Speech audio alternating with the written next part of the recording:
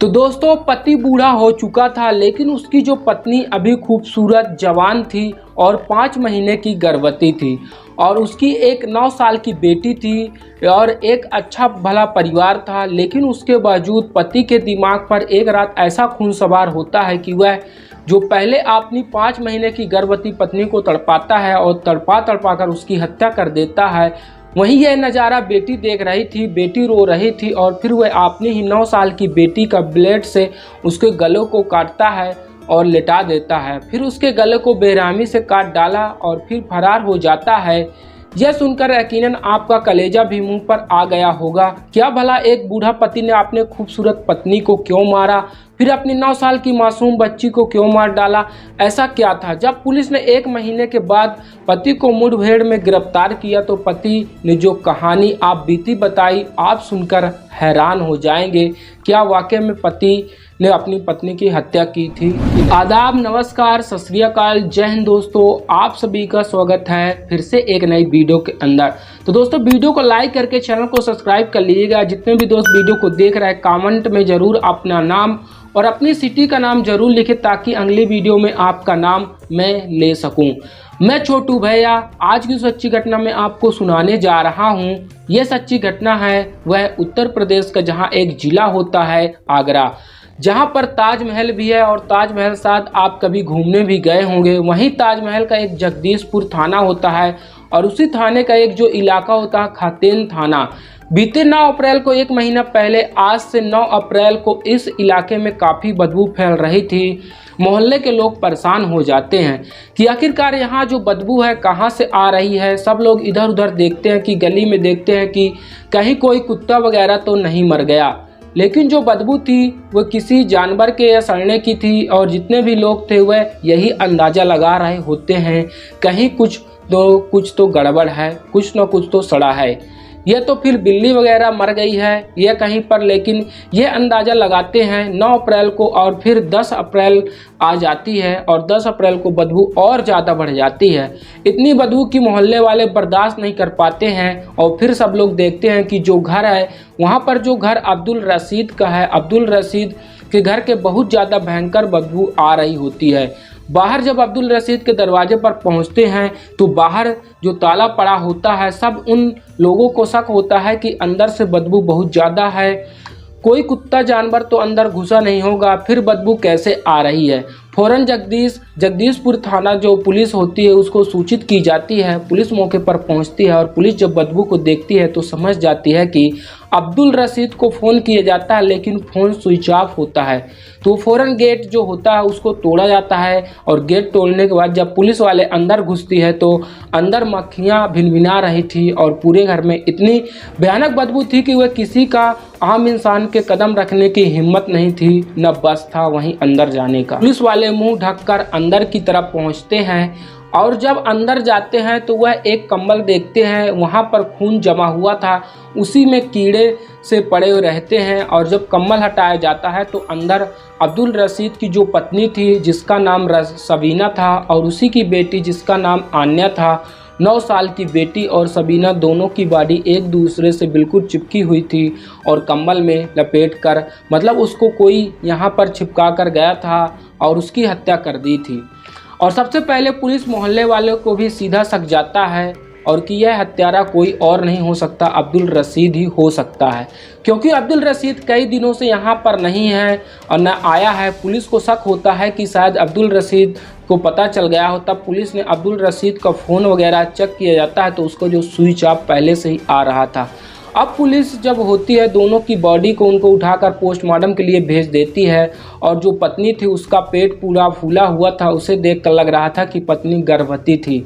पड़ोसी बताते हैं कि जो ये सबीना थी ये गर्भवती थी और ये सबीना 9 साल की बेटी आन्या थी और जब जो आन्या था उसका गला पूरे तरीके से कटा हुआ था और सबीना को एक बड़े धारदार डंडे से ताबड़तोड़ उसको वार किए गए थे। और दोनों को मार दिया जाता है। तब जब ये दो किया जाता है तो अब्दुल रशीद ने अब सवाल यह था कि आखिरकार अब्दुल रशीद ने अपनी पत्नी, इतनी सुंदर पत्नी को अब्दुल रशीद कैसे, जो बूढ़ा सा सूखा सा कमज़ोर है और जो अपनी पत्नी सबीना जो अपनी जवान थी, अच्छी खासी थी, और फिर इतनी अच्छी पत्नी को उसने क्यों मारा, क्यों हत्या कर दी, किसी के दिमाग में सवाल था। और अब्दुल रशीद को जो ढूंढने के लिए लगती है पुलिस, अब्दुल रशीद पहले वाले छत्तीसगढ़ का था, जो इसीलिए पुलिस छत्तीसगढ़ पहुंचती है। पूरा जो वहां आगरा था छान मारती है, लेकिन कहीं अब्दुल रशीद का कुछ पता नहीं चलता है।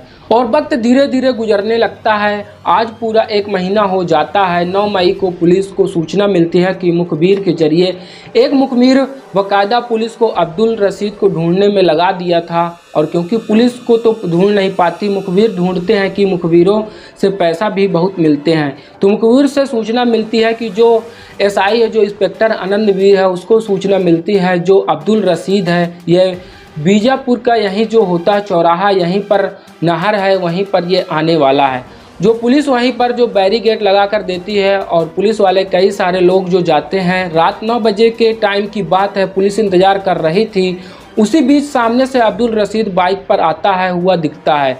पुलिस अब्दुल रशीद को पकड़ने के लिए जाती है और पुलिस के ऊपर फायरिंग कर देता है और पुलिस भी बचाव में फायरिंग करती है और अब्दुल रशीद के बाएं पैर में गोली लग जाती है और उसको गिरफ्तार कर लेती है और वहीं से उसको दबोच लिया जाता है। पुलिस अब ले जाती है अपने पुलिस अड्डा, पुलिस थाना ले जाने के बाद उससे अब सख्ती से पूछताछ की जाती है और जो गिरफ्तार कर जो उसको गोली लगी थी, जो उसको एम्स मेडिकल कॉलेज ले जाकर पहुंचाती है। और वहीं पर जब अब्दुल रशीद से पूछताछ की जाती है और पूरी कहानी पता की जाती है तो पता चलता है कि अब्दुल रशीद ने तीसरी अब्दुल रशीद की जो पत्नी थी सबीना, वह सबीना इसने हत्या की। जो शुरू से अब्दुल रशीद जो पत्नी की बताता था, वह बताता है यह कि जो उसकी पहली पत्नी थी उसको छोड़कर चली गई क्योंकि लड़ाई झगड़ा बहुत हो रहा था। और जो दूसरी पत्नी थी अब्दुल रशीद के साथ में थी, वो रहती थी, लेकिन उसकी अचानक मौत हो जाती है और बीमार भी थी। इस वजह से वह तीसरी साथ अब्दुल रशीद को करना चाहता था शादी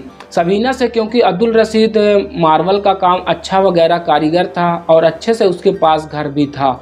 और वो जो सबीना थी वह तलाकशुदा थी और सबीना के पति की मौत हो चुकी थी और सबीना के पास उसकी जो बेटी आन्या थी, सबीना अपने परिवार के साथ रहती थी और सबीना के पिता भी कोई अच्छा सा लड़का देख रहे थे और सबीना का जो घर था बस सके। और आज से 5 महीना पहले ही सबीना और अब्दुल रशीद का निकाह करा दिया जाता है और जो सबीना के पिता है यहाँ बांदा में रहते थे और सबीना की जो बड़ी बहन है जिसका नाम शबनम है वह किरवाली में रहती है। उसे ने ही अब्दुल रशीद से मतलब रिश्ता करवाया था और रिश्ता करवाने के बाद 5 महीना पहले ही शादी हो जाती है और शादी के बाद सब कुछ ठीक चल रहा था। लेकिन आज से 1 महीना पहले ही मतलब ख़राब हो चुका था पूरा मामला। अब्दुल रशीद बताता है कि वह देखता है कि जो उसकी पत्नी है वह फ़ोन कॉल पर किसी से अलग इंसान से बातचीत किया करती थी और जब भी वह फ़ोन करता तो दूसरी कॉल पर फ़ोन बिजी आती थी और व्हाट्सएप पर वह ऑनलाइन बैठी रहती घंटों भर और इंस्टाग्राम पर वीडियो बनाती थी। और जब अब्दुल रशीद घर पर जाता तो उसको खाना भी बनाकर नहीं देती थी और ना वह सुनती थी बातें उसकी। और जब अब्दुल रशीद को ऐसा लगने लगा कि पहली जो लड़की जो उसके जो पाल रहा है वो उसकी नहीं है, आन्या जो उसकी लड़की नहीं है, किसी और की है, लेकिन उसने शादी की और शादी करने के बावजूद जो उसकी पत्नी सबीना है उसको सब कुछ समझाता नहीं है और वो किसी और के साथ भाग जाएगी और हो सकता है वो पेट में जो बच्चा है वह उसी का ना हो। तब ऐसा सब अब्दुल रशीद के दिमाग में आना शुरू हो जाता है और यह सब तब आते हैं जब इंसान किसी के बारे में गलत सोचता है। थोड़ा सा वह गलत सोचता है और गलत ख्याल फालतू टाइम में इतने बनाना शुरू हो जाते हैं, आप भी हैरान हो जाएंगे। अपने मन में तो गलत फहमी पाल ही लेते हैं और जो अगल बगल होते हैं उनके भी मन में गलत फहमी आ जाती है कि वो जो बढ़ जाती है और जो अब्दुल रशीद के दिमाग में अब ये ख्याल आने लगते हैं। और जब वह 5 अप्रैल के बीते 5 अप्रैल को घर आता है तो सबीना से खाने के लिए बोलता है तो सबीना बोलती है कि कुछ नहीं बना है और इसी बात को लेकर वो विवाद हो जाता है और फिर सबीना से बोलता है कि तू फ़ोन पर किससे बात करती है। ला अपना फ़ोन चेक करवा। और जब वह फ़ोन चेक करने की बोलता है तो सबीना मना कर देती है। तो वहीं पर जो रखा हुआ डंडा होता है उसी को उठाकर वो सबीना के सर पर ताबड़तोड़ वार करने लगता है। और यह नज़ारा देखकर बेटी आन्या चीखने लगती है और चिल्लाने लगती है। और वो जो फ़ौरन गुस्से में जो बेटी के ऊपर जो डंडे से हमला नहीं करता है, लेकिन आन्या को चुप कराने के लिए जो बाथरूम का उस तरवारे वाला जो बगल में बाथरूम होता है उस पर ब्लेड रखा हुआ था, उसको भगा कर उठा कर लाता है। और फ़ौरन जो आन्या थे उसके बालों को पकड़कर ज़मीन पर गिराता है, दबोचता है और ब्लेड से उसके गलों को फेर देता है। और कुछ ही देर में मतलब धार निकलती है और उसके ऊपर आती है। और फिर वह आन्या भी वहीं ठंडी पड़ जाती है और सबीना जो पहले से पड़ चुकी थी, अब दोनों की जो बाडियाँ थी कंबल में लपेटता है अच्छी तरीके से। और फिर बाहर आकर ताला लगाकर वापस सीधा छत्तीसगढ़ चला जाता है। छत्तीसगढ़ में ये मार्बल का पूरा काम वगैरह करता था, लेकिन वहाँ पर इसको काम मिलना बंद हो जाता है। वह फिर सोचता है कि वह आगरा में ज़्यादा काम है, चलो आगरा चलते हैं। 1 महीना हो गया है, पुलिस सब कुछ भूल चुकी होगी और यह वापस आ जाता है, यकीनन कि यहाँ पकड़ा नहीं जाएगा। लेकिन जो स्पेशल मुखबिर होते हैं वह किसी के अगर पीछा पड़ जाए तो उसको पकड़वा कर मानते हैं। और मुखबिर अब्दुल रशीद के पीछे पड़े हुए थे और अब्दुल रशीद को उसने मुखबिर ने देख लिया था और पुलिस ने ऐसा इस केस का खुलासा कर दिया। और आप सोचिए देखिए कि थोड़ा सा शक और शक बढ़ने के साथ वह इंसान शक किसी के लिए बढ़ जाता है तो उसके लिए दिल के अंदर नफरत पैदा हो जाती है। और जब लड़ाई होती है तो फिर ऐसा ही कांड हो जाते हैं। तो इसीलिए अगर आपके दिमाग में शक है तो फ़ौरन बैठकर बातचीत करें, सलाह मशवरा करें और बैठकर बातचीत करें और क्लियर करें। और अगर कोई इंसान आपको सही नहीं लग रहा है तो आप उसको छोड़ दें, जाने दें, ऐसा कदम ना उठाएं। तो दुनिया में भी आपके लिए दिक्कत बनने और मरने के बाद ऊपर वाला भी आपको बहुत ज़्यादा मारेगा। अब्दुल रशीद का कुछ नहीं बनने वाला होगा और ज़िंदगी भर जेल में रहेगा और मरने के बाद उसको ऊपर वाला भी उसको जन्नत नसीब नहीं करेगा और नर्क में डाल देगा। आप इस घटनाक्रम पर आपकी क्या राय कमेंट बॉक्स में ज़रूर बताइएगा। ये जो पूरा घटनाक्रम है आपको सुनाना है ताकि आपके दिल को ठोस पहुंचाना नहीं, आपको किसी को भी दिल दुखाना नहीं। ये जो पूरा घटनाक्रम है बाकी आप सभी को सचेत करना है, आप सभी को जागरूक करना है ताकि इस तरह की जो घटनाएं आसपास आपके होती है इससे बच सके, जागरूक रहें और सावधान रहें, स्वच्छ रहें, अपने घर परिवार वालों का ख्याल रख सकें। तो तब तक के लिए दोस्तों आपसे अलविदा लेते हैं। फिर से इसी तरह एक नई कहानी एक नए अंदाज के साथ फिर से मिलते हैं आप सभी के लिए। तब तक के लिए दोस्तों जय हिंद, जय भारत।